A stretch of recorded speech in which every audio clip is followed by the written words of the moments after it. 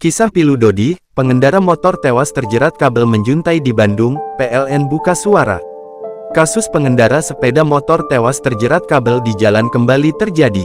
Seorang pengendara bernama Dodi, 60, asal kota Bandung tewas usai lehernya tersangkut kabel di Jalan Petak, Kopo, Kota Bandung, Jawa Barat, Minggu, tanggal 25 Februari tahun 2024. Kepala Unit Penegakan Hukum Satuan Lalu Lintas Polresta Bandung AKP Arif Saepul Haris mengatakan, peristiwa itu bermula saat Dodi, pengendara sepeda motor bernomor polisi D2069GM melaju di perempatan Jalan Peta Jalan Kopo, Kota Bandung. Leher Dodi terjerat kabel yang membentang turun menghalangi jalan dari arah timur ke barat. Korban meninggal di lokasi kejadian dan langsung dibawa ke RSHS Bandung, ucap Arif melalui pesan singkatnya, Senin, tanggal 26 Februari tahun 2024. Kasus ini masih ditangani polisi. Arif mengimbau kepada masyarakat untuk berhati-hati saat berkendara.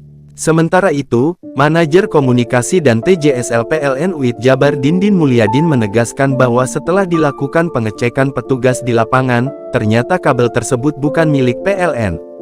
Didin menjelaskan bahwa kabel milik PLN terdiri dari tegangan menengah 20.000 volt 3 kabel R, S, dan T, tegangan rendah 380 volt 4 kabel R, S, T dan N, dan sambungan rumah 220 volt 2 kabel, 1 fasa dan netral. Kabel 380 volt dan 220 volt dibuat melilit atau dipilin agar lebih rapi dan juga memudahkan dalam konstruksi. Sementara itu, pihak kepolisian saat ini masih mencari pemilik kabel tersebut.